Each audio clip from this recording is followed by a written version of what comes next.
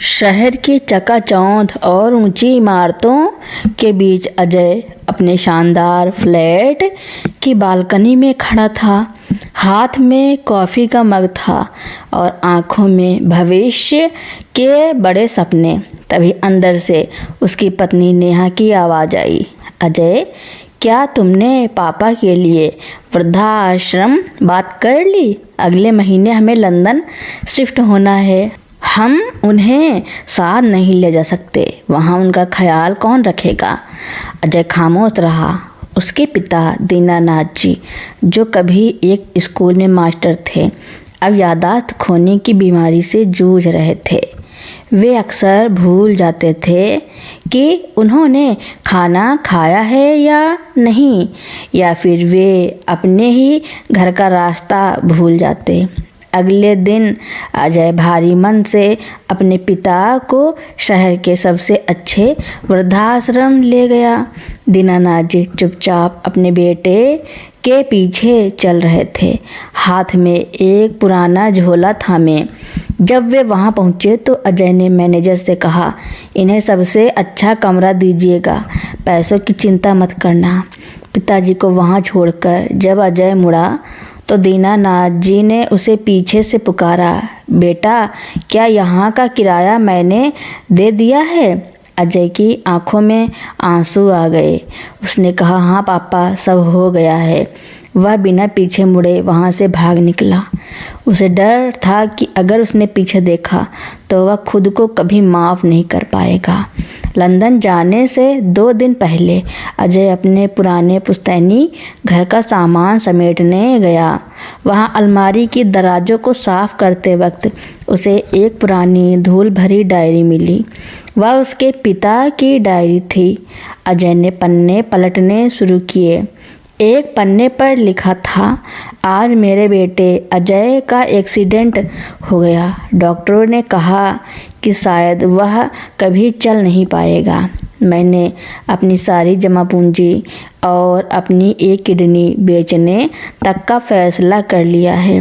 मेरा बेटा फिर से दौड़ेगा, चाहे मुझे उम्र भर किराए के कमरे में क्यों ना रहना पड़े।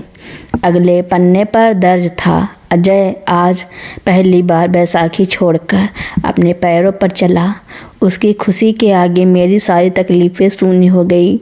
लोग कहते हैं बच्चा बोझ बन गया है, पर वे नहीं जानते कि अपनी जान का बोझ उठाना सबसे बड़ा सुख है। अजय के हाथ कांपने लगे। उसे याद आया कि कैसे बचपन में जब उसे चोट लगती थी तो उसके पिता पूरी रात जागकर उसकी पट्टी बदलते थे, और आज उसने अपने पिता को एक किराए के कमरे यानी वृद्धाश्रम में छोड़ दिया था, सिर्फ इसलिए कि वे उसके कैरियर के बीच न आए। उसी पल अजय ने अपनी पत्नी नेहा को फ़ोन किया और कहा, नेहा, टिकट्स कैंसिल कर दो, मैं लंदन नहीं जा रहा। नेहा हैरान रह गई, पर क्यों, तुम्हारा कैरियर? अजय ने भर्राई हुई आवाज़ में कहा, कैरियर फिर बन जाएगा नेहा, पर अगर ये जड़ें सूख गई तो हम कभी फल नहीं पाएंगे। पापा ने मुझे चलना सिखाया था। आज जब उनके कदम लड़खड़ा रहे हैं तो मैं उनका हाथ छोड़कर भाग नहीं सकता। अजय भागता हुआ वृद्धाश्रम पहुंचा। वहां उसने देखा कि दीनानाथ जी गेट के पास एक बेंच पर बैठे शून्य में ताक रहे थे। अजय उनके पैरों में गिर गया और फूट फूट कर रोने लगा। पापा, मुझे माफ़ कर दीजिए, चलिए घर चलते हैं। दीनानाथ जी ने धुंधली आंखों से उसे देखा और धीरे से उसके सिर पर हाथ रखा। वे भूल चुके थे कि अजय उन्हें वहां छोड़कर गया था। उन्हें बस इतना याद था कि यह उनका बेटा है। उन्होंने पुकारते हुए कहा, बेटा, मुझे पता था तू आएगा। मुझे लगा शायद तू रास्ता भूल गया है। उस दिन अजय को समझ आया कि कुदरत का सबसे बड़ा चमत्कार पैसा या तरक्की नहीं, बल्कि वह प्रेम है जो एक परिवार को जोड़कर रखता है। घर लौटने के बाद अजय की जिंदगी पूरी तरह बदल चुकी थी। उसने लंदन का ऑफर ठुकराकर शहर की ही एक कंपनी में छोटी पोजीशन पर काम करना शुरू कर दिया ताकि वह शाम को जल्दी घर लौट सके। लेकिन असली परीक्षा अभी बाकी थी। दीनानाथ जी की बीमारी वक्त के साथ बढ़ती जा रही थी। कभी कभी वे आधी रात को उठकर अपना झोला पैक करने लगते और कहते, अजय की माँ इंतजार कर रही होगी, मुझे गांव जाना है। अजय उन्हें घंटों बहलाता, उनके पास बैठकर पुरानी कहानियाँ सुनता, तब कहीं जाकर वे शांत होते। नेहा जो पहले इस फैसले के खिलाफ थी, अब चुपचाप यह सब देख रही थी। एक दिन उसने देखा कि अजय अपने पिता को नहला रहा है और उनके पैर दबा रहा है। दीनानाथ जी अचानक अजय का चेहरा पकड़कर बोले, भाई साहब, आप बहुत भले आदमी हैं। मेरा बेटा आएगा तो मैं उसे बताऊंगा कि आपने मेरा बहुत ख्याल रखा। अजय की आंखों में पानी भर आया। उसके पिता उसे पहचान नहीं पा रहे थे। वे उसे भाई साहब कह रहे थे। अजय को लगा कि उसकी सारी मेहनत बेकार गई। वह कमरे से बाहर निकलकर सोफे पर बैठ गया और अपना सिर पकड़ लिया। तभी नेहा पास आई और अजय का हाथ थाम लिया। उसने कहा, अजय दुखी मत हो, वो तुम्हें भूल गए हैं, पर तुम तो जानते हो ना कि वो तुम्हारे पिता हैं। आज से मैं भी तुम्हारे साथ खड़ी हूँ। नेहा ने अपनी नौकरी से कुछ दिनों की छुट्टी ली। उसने घर के हर कोने में बड़े बड़े अक्षरों में लेबल लगा दिए। बाथरूम, रसोई, आपका कमरा। उसने दीवार पर अजय के बचपन की बड़ी बड़ी तस्वीरें लगा दी ताकि दीनानाथ जी की यादाश्त को सहारा मिले। एक शाम घर में एक बड़ा हादसा होते होते बचा। नेहा रसोई में थी और दीनानाथ जी ने गलती से गैस का नॉब खुला छोड़ दिया। अजय जैसे ही घर पहुंचा, उसे गैस की गंध आई। उसने तुरंत खिड़कियां खोली और पिता को बाहर ले गया। अजय गुस्से में चिल्लाने ही वाला था कि तभी उसका 5 साल का बेटा आर्यन दौड़कर आया और अपने दादा जी का हाथ पकड़कर बोला, दादाजी, आप भूल गए ना, गैस गंदी बात होती है। चलिए हम बाहर पार्क में चिड़ियों को दाना डालेंगे। अजय ने देखा कि छोटा सा आर्यन अपने दादा जी का हाथ वैसे ही थामे हुए था जैसे कोई बड़ा किसी छोटे बच्चे का थामता है। आर्यन अपने दादाजी को उनकी भूलने की आदत के लिए डांटता नहीं था, बल्कि उसे खेल समझकर उनके साथ मस्ती करता था। महीनों बाद दीनानाथ जी की तबीयत काफ़ी बिगड़ गई। वे बिस्तर पर थे और मुश्किल से अपनी आंखें खोल रहे थे।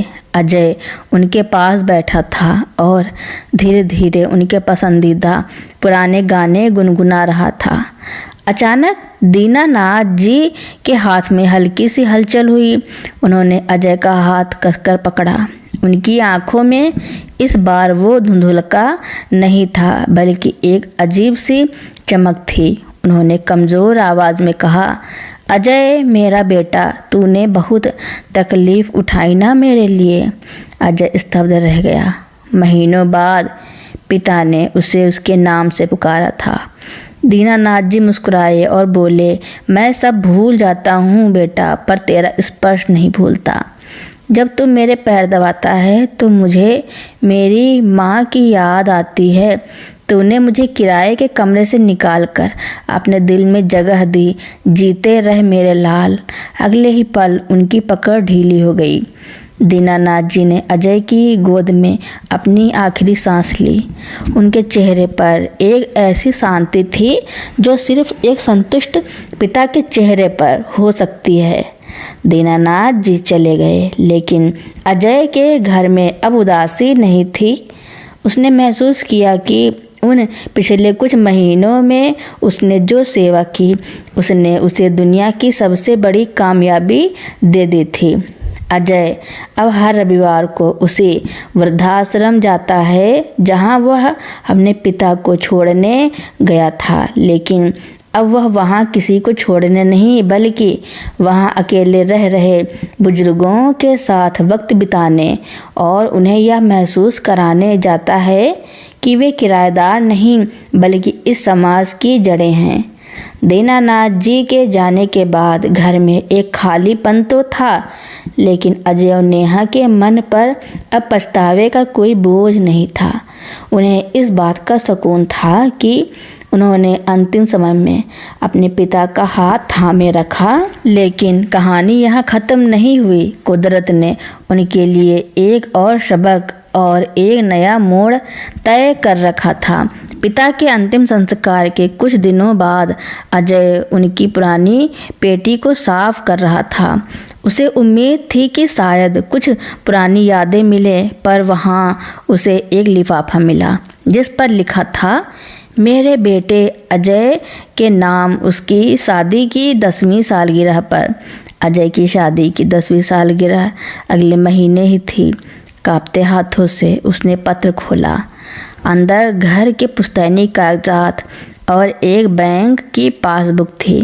पत्र में लिखा था, बेटा, जब तू छोटा था तब से मैंने अपनी कमाई का एक हिस्सा तेरे लिए जोड़ना शुरू किया था। मुझे पता था कि तू बड़ा होकर ऊंचे सपने देखेगा।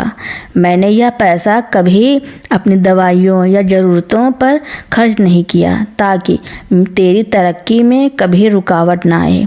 अगर आज मैं तेरे साथ हूँ तो इसे आशीर्वाद समझकर रख लेना, और अगर मैं ना रहूं तो समझना कि तेरा बाप आज भी तेरे साथ खड़ा है। पासबुक में जमा राशि इतनी थी कि अजय अपना खुद का छोटा स्टार्टअप या बिजनेस शुरू कर सकता था।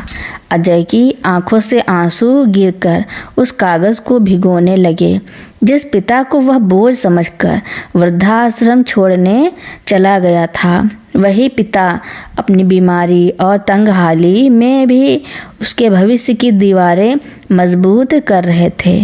तभी अचानक अजय के पुराने बॉस का फ़ोन आया। अजय, लंदन वाला प्रोजेक्ट अभी भी तुम्हारे इंतज़ार में है। क्या तुम अब आ सकते हो? तुम्हारी मेहनत और ईमानदारी की हमें ज़रूरत है। अजय ने नेहा की तरफ देखा। नेहा की आंखों में अब कोई लालच नहीं था। उसने धीमी आवाज़ में कहा, अजय, फैसला तुम्हारा है।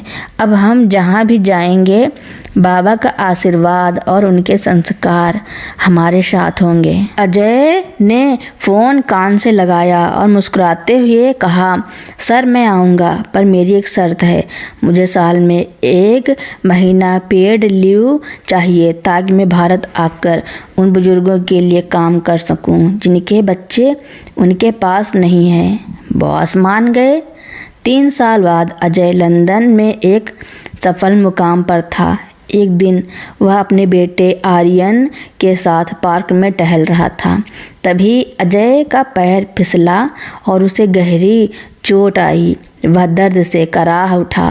नन्हा आर्यन, जो अब 8 साल का हो चुका था, तुरंत भागा और उसने अपने नन्हे कंधों पर अजय का हाथ रखा। वह बिल्कुल उसी लहजे में बोला जैसे अजय अपने पिता से बोलता था, पापा घबराइए मत, मैं हूँ ना, आप मेरा हाथ पकड़ कर चलिए, मैं आपको गिरने नहीं दूंगा। अजय की आंखों में चमक आ गई। उसने महसूस किया कि कुदरत ने उसका उधार चुका दिया था। जो सेवा उसने अपने पिता की थी, वही संस्कार उसके बेटे में बीज बनकर पनप चुके थे। उसे समझ आ गया कि हम अपने माता पिता के साथ जैसा व्यवहार करते हैं, हम असल में अपने बच्चों को अपने लिए वही व्यवहार तैयार करने की ट्रेनिंग दे रहे होते हैं। अजय ने अपनी बचत से अपने गांव के पुराने घर को एक साझा घर बना दिया। वहां न सिर्फ बेसहारा बुजुर्ग रहते थे, बल्कि एक छोटा सा अनाथालय भी खोल दिया गया। बुजुर्गों को पोते पोतियाँ मिल गए और बच्चों को दादा दादी का प्यार। कहानी का अंत एक ऐसी शाम को हुआ जब अजय अपने गांव के उस घर की बालकनी में बैठा था। सामने गुलाब के वही पौधे लहलहा रहे थे जो उसके पिता को पसंद थे।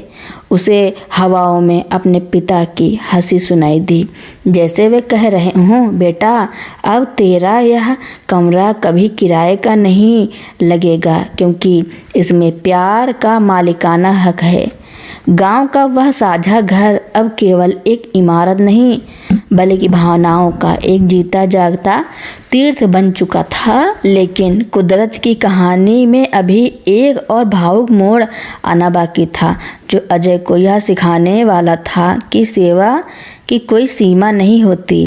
एक दोपहर जब अजय गांव के उस घर के बगीचे में बैठा था, मुख्य द्वार पर एक बुजुर्ग व्यक्ति को देखा। उनके कपड़े फटे हुए थे, आंखों में गहरा डर था और वे बार बार पीछे मुड़कर देख रहे थे, जैसे कोई उनका पीछा कर रहा हो। अजय उठकर उनके पास गया। काका, आप ठीक तो हैं? बुजुर्ग ने कांपते हाथों से अजय का कुर्ता पकड़ा और रुआसे स्वर में बोले, बेटा क्या यहाँ रहने के लिए थोड़ी जगह मिलेगी? मेरे पास पैसे नहीं हैं, पर मैं तुम्हारे बगीचे की सफाई कर दिया करूँगा। अजय को अचानक अपने पिता की वह धुंधली याद आ गई जब वे बस स्टेशन पर ठिठुर रहे थे। उसने तुरंत उन्हें सहारा दिया और अंदर ले गया। पूछताछ करने में पता चला कि उन बुजुर्ग का नाम सदानंद था। उनके 3 बेटे थे, तीनों बड़े शहरों में ऊंचे पदों पर थे, लेकिन सदानंद जी उनके लिए एक पुराना फर्नीचर बन चुके थे, जिसे घर से निकाल दिया गया था। कुछ दिनों बाद अजय के घर एक महंगी गाड़ी आकर रुकी। गाड़ी से एक रौबदार आदमी उतरा। वह कोई और नहीं, सदानंद जी का सबसे बड़ा बेटा था। वह अजय पर चिल्लाने लगा, तुमने मेरे पिता को यहाँ क्यों छिपा रखा है? तुम्हें पता है समाज में मेरी क्या इज्जत है? लोग कह रहे हैं कि मेरा बाप एक अनाथालय में रह रहा है। अजय शांत खड़ा रहा। तभी सदानंद जी कमरे से बाहर आए। अपने बेटे को देखकर वे डर से कांपने लगे। बेटा उनके पास गया और हाथ पकड़कर खींचने लगा। चलिए, घर तमाशा मत बनाइए। अजय ने बीच में आकर बेटे का हाथ पकड़ लिया। अजय की आवाज़ में एक अजीब सी खनक थी। साहब, आप उन्हें घर इज्जत बचाने के लिए ले जा रहे हैं या प्यार देने के लिए? अगर इज्जत प्यारी है तो वह तो आपने उसी दिन खो दी थी जिस दिन इन्हें सड़क पर छोड़ा था। उस आदमी ने गुस्से में कहा, तुम मुझे सिखाओगे? तुम होते कौन हो? अजय मुस्कुराया और बोला, मैं वो बेटा हूँ जिसने अपने पिता को खोने के बाद जाना कि पिता क्या होते हैं। मैं आपको इन्हें ले जाने दूंगा, पर एक शर्त पर। मेरे पास आपके पिता की एक वसीयत है। अजय अंदर गया और एक सादा कागज़ लेकर आया जो उसने खुद लिखा था। उसने पढ़ना शुरू किया, मैं सदानंद अपनी सारी संपत्ति अपने बेटों के नाम करता हूँ, बशर्ते वे मुझे हर दिन 1 घंटा अपना समय दें और बदले में मैं उन्हें अपनी दुआएं दूंगा। अजय ने उस आदमी की आंखों में आंखें डालकर पूछा, क्या आप इस वसीयत की शर्त पूरी कर पाएंगे? क्या आपके पास 1 घंटा है? वह आदमी खामोश हो गया। उसकी नज़र झुक गई। उसे समझ आ गया कि वह संपत्ति तो चाहता था, लेकिन पिता की जिम्मेदारी नहीं। वह बिना कुछ बोले अपनी गाड़ी में बैठकर चला गया। सदानंद जी की आंखों से आंसू बह निकले, पर इस बार वे दुख के नहीं, सुकून के थे। समय बीतता गया। आर्यन अब जवान हो चुका था और चिकित्सा की पढ़ाई कर रहा था। उसने अपने दादाजी की याद में गांव में ही एक मेमोरी केयर सेंटर खोलने का निर्णय लिया। उद्घाटन के दिन आर्यन ने मंच पर खड़े होकर कहा, लोग पूछते हैं कि मैंने इतना बड़ा अस्पताल गांव में क्यों बनाया, तो जवाब यह है कि मेरे पिता ने मुझे एक किराए के कमरे की कहानी सुनाई थी। उन्होंने मुझे सिखाया कि जिस घर में बुजुर्गों की दुआएं नहीं होती, वह घर कभी घर नहीं बनता।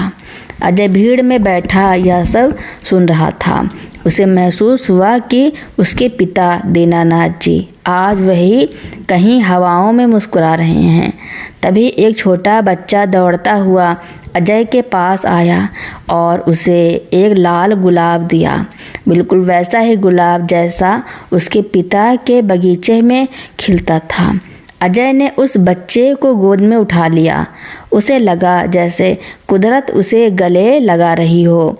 गांव का वह साझा घर अब एक मिसाल बन चुका था, लेकिन कुदरत की अदालत अपना आखिरी फैसला अभी सुनाने वाली थी। यह मोड़ अजय के बेटे आर्यन के जीवन से जुड़ा था, जिसने कहानी को एक ऐसा विस्तार दिया जिसकी कल्पना किसी ने नहीं की। अजय अब एक मशहूर न्यूरोसर्जन बन चुका था। एक दिन उसके अस्पताल में एक इमरजेंसी केस आया। एक अधेड़ उम्र का व्यक्ति सड़क दुर्घटना में गंभीर रूप से घायल था। जब आर्यन ने उस व्यक्ति का सामान चेक किया तो उसकी फटी हुई जेब से एक पुरानी मुड़ी तुड़ी तस्वीर निकली। तस्वीर देखते ही आर्यन के हाथ कांपने लगे। वह तस्वीर उसके दादाजी दीनानाथ जी की थी, जिसमें वे एक छोटे बच्चे को कंधे पर बिठाए हुए थे। वह बच्चा कोई और नहीं बल्कि वह घायल व्यक्ति ही था। पूछताछ करने पता चला कि यह व्यक्ति सुधीर था, वही सुधीर जिसकी कहानी आपने शुरुआत में सुनी थी। नितिन ने एक बड़ा चक्कर काटा था। सुधीर जिसने अपने पिता को खोने के बाद अपना सब कुछ अनाथों और बुजुर्गों की सेवा में लगा दिया था, आज उसी परिवार के पास मदद के लिए पहुंचा था, जिसकी शुरुआत उसके अपने पिता की कहानी से हुई थी। आर्यन ने सुधीर का सफल ऑपरेशन किया। जब सुधीर को होश आया तो उसने अपने सिराहने अजय को बैठा पाया। दोनों की उम्र ढल चुकी थी, पर आंखों में वही पुरानी पहचान थी। सुधीर ने कमज़ोर आवाज़ में पूछा, अजय, क्या यह सब सच है? तुम्हारे बेटे ने मेरी जान बचाई। अजय ने सुधीर का हाथ थाम लिया।